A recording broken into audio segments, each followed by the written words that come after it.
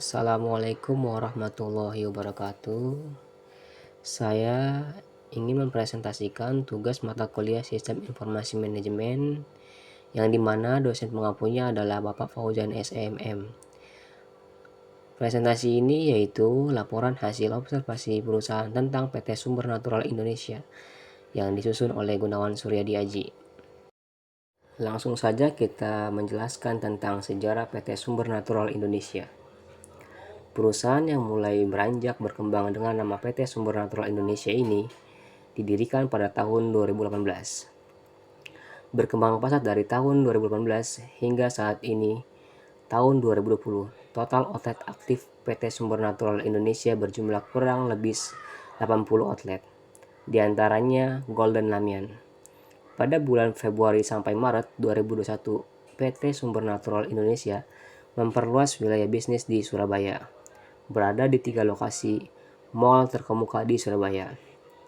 Serta di bulan September sampai dengan Oktober 2021 memperluas kembali untuk bertambah kurang lebih 10 outlet di area Semarang, Solo, Yogyakarta, Palembang, Pekanbaru, dan Medan. PT Sumber Natural Indonesia semakin berkembang pesat dan memiliki beberapa unit bisnis sehingga manajemen memutuskan untuk membranding seluruh unit bisnis menjadi 7 Retail Group yang resmi pada bulan Oktober 2020. Mie Golden Lamian ini dibuat secara manual dengan cara ditarik oleh karyawan yang telah ditentukan oleh tim training operasional, sehingga membuat customer pun tertarik untuk melihat tarikan dari karyawan yang membuat mie secara manual.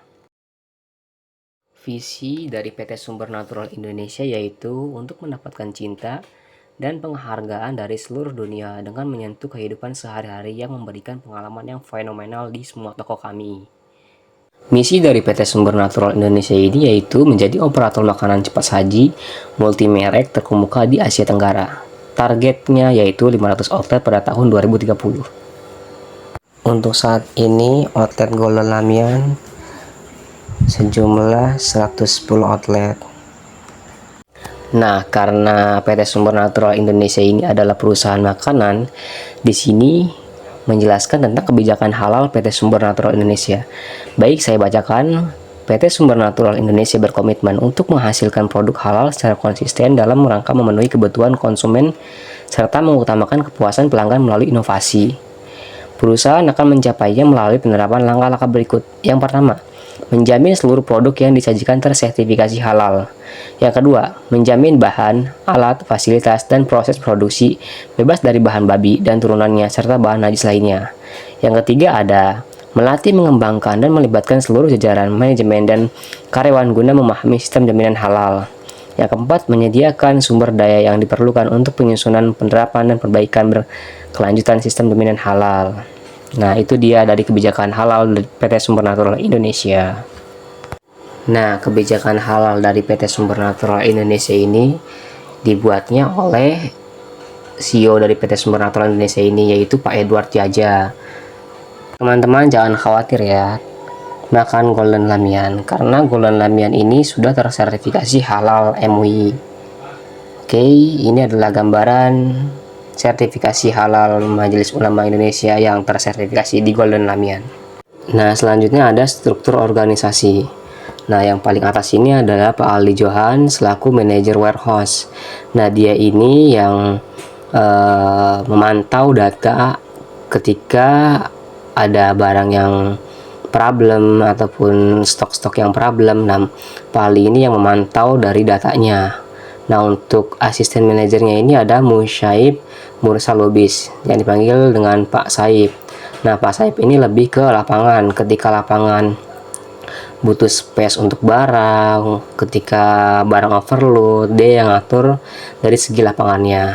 Nah, yang ketiga ini ada Mas Syahrul Febrianti. Dia adalah selaku SPV warehouse. Nah, dia adalah yang mengarah-arahkan bawahannya seperti leadernya, operatornya, dan dia juga akan mengajarkan atau mengarahkan bagaimana kinerja dari seorang karyawan bawahannya seperti leader dan karyawannya. Nah, selanjutnya itu saya Gunawan Suryadi Aji selaku leader warehouse. Nah, ketika ada list permintaan outlet divisi lain meminta barang untuk kebutuhannya masing-masing. Nah, di situ saya akan membuat surat jalan atau permintaan barang. Apa yang dia minta, barang apa aja yang dia minta. Nah, ketika sudah dibuat, nah saya akan mengarahkan tim saya, yaitu Rizky Febrian dan Pak Herianto selaku operator warehouse.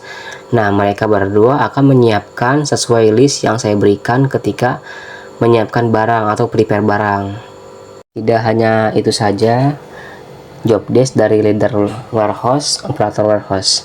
Jadi operator warehouse dan leader warehouse ini harus menjaga stok sampai akurat dari permintaan sistem ataupun manual FVB atau form permintaan barang. Nah, job desk saya yang lebih luasnya lagi, yang pertama ada mempersiapkan dan memproses permintaan barang dengan teliti dan sesuai request dari tim operasional ataupun departemen lain. Nah, ketika ada permintaan FVB, form permintaan barang dari operasional atau departemen lain seperti produksi, QC, PPAC, ketika minta barang equipment atau utensil, nah itu ke saya. Nah, nanti saya akan membuatkan permintaan barang yang akan saya buat dan ditandatangani oleh si peminta. Nah, yang kedua, menerima dan memeriksa barang retur, barang yang ada atau pembelian barang baru, memeriksa data inbound maupun outbound secara real time. Nah, ketika barang retur datang, itu harus dicek sesuai fisik yang ada, dan juga ketika ada pembelian baru juga harus dicek juga barang itu benar tidak tipe yang dibelikan atau tidak. Ketika tipe itu salah, nah, dan kita harus follow up ke tim purchasing sebagai pembelian. Dan ketika tipe barang itu berbeda yang dibeli, nah itu kita harus follow up lagi ke vendor melalui purchasing.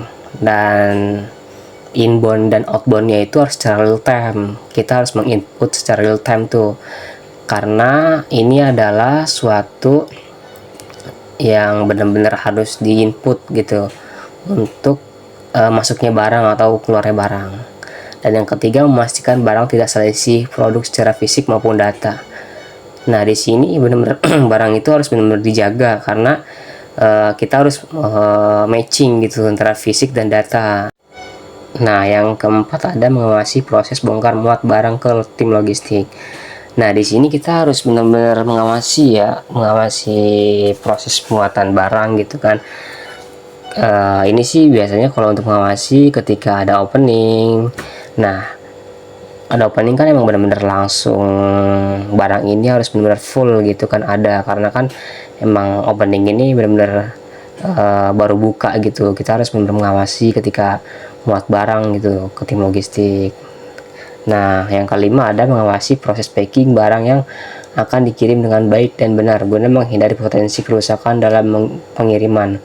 Nah, di sini emang benar-benar kita packing tuh harus benar-benar bagus ya, karena ketika di hotel itu kan di jalan kita nggak ada yang tahu ya, kayak bakalan supir ugal-ugalan kah atau banyak ceglukan kah, karena kan ketika kita packing misalkan mangkok yang riskan banget gitu pecah ataupun TV gitu kan, itu benar-benar harus di packing rapih lah pokoknya agar menghindari potensi kerusakan dari si barang ini gitu kan.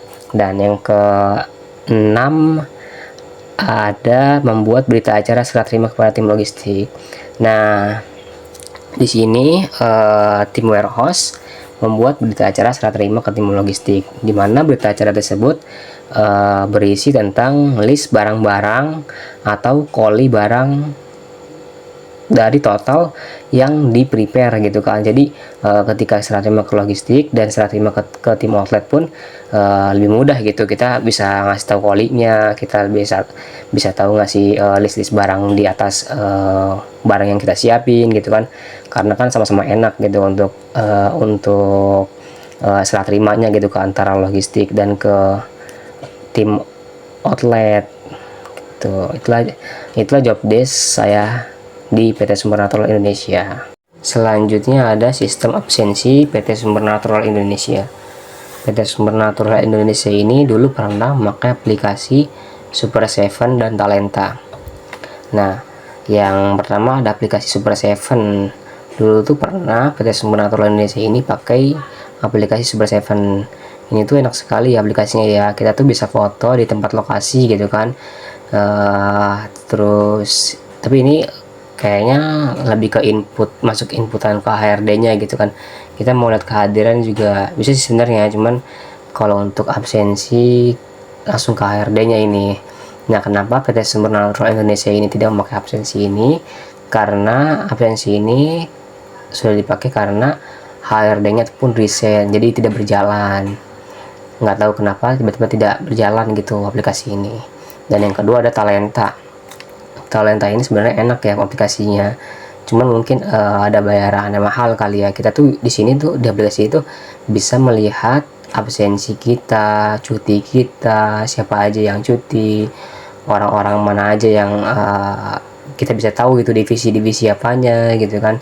Dan juga kita juga bisa tahu cuti kita berapa, dan juga kita tuh bisa tahu nik kita apa, masa kita kerja itu dari tahun apa ke sampai sekarang gitu kan. Di Talenta ini banyak sekali ya, pokoknya bagus pokoknya Talenta ini, cuman kendalanya di ini kali ya, bayaran mungkin. Nah, jadi yang sekarang ini absensi yang digunakan dari PT Sumber Natural Indonesia itu sidik jari. Nah sidik jari gitu kan, setiap masuk shift sidik jari, pulang sidik jari. Nah, ketika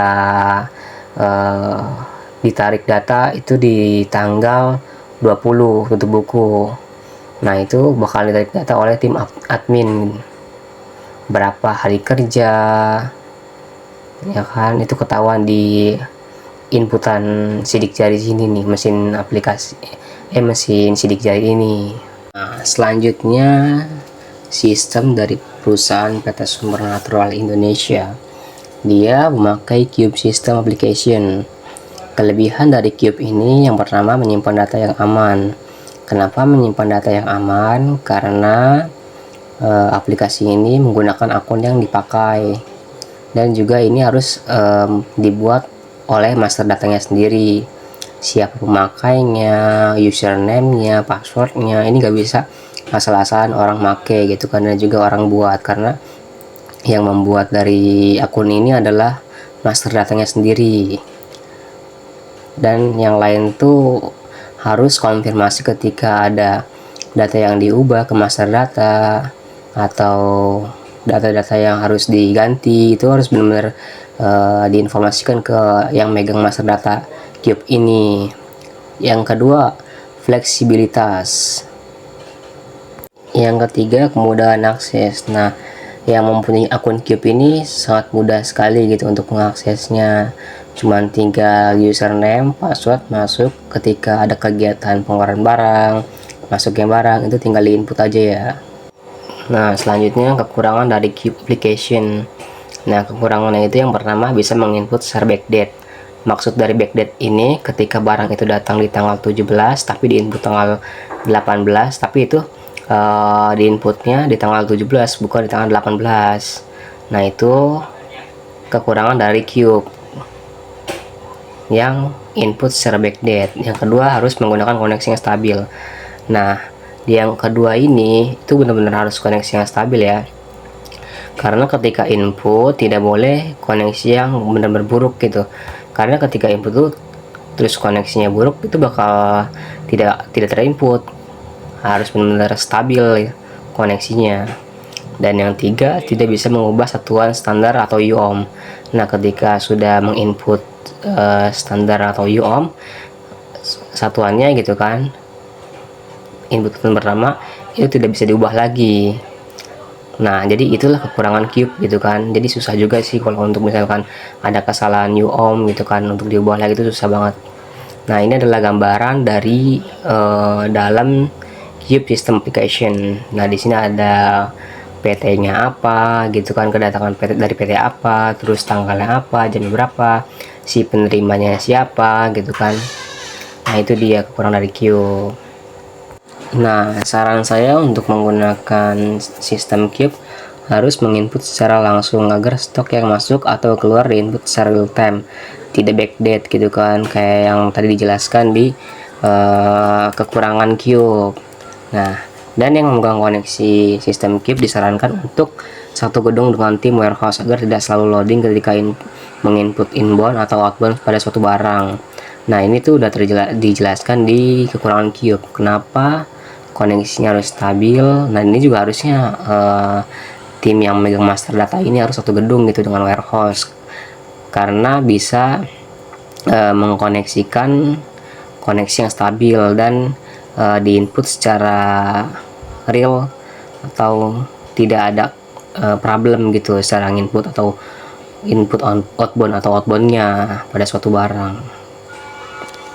Nah, ini adalah dokumentasi saya ketika yang pertama ini ketika melihat fisik barang dari vendor gitu kan, takut ada kesalahan tipe ataupun quantity. Nah, yang kedua ini serah terima ke tim logistik. Ini tuh sudah disiapkan dan sudah di loading oleh tim logistik guna untuk pengiriman ke masing-masing outlet. Nah, yang ketiga ini serah terima ke gudang gitu kan. Nah, ini diserah terima sesuai schedule pengiriman yang akan dikirim di tanggal yang telah ditentukan. Yang keempat ini saya menerima barang dari vendor nih. Baik, terima kasih. Itulah laporan hasil observasi perusahaan PT Sumber Natural Indonesia. Cukup sekian, kurang lebihnya mohon maaf. Wassalamualaikum warahmatullahi wabarakatuh.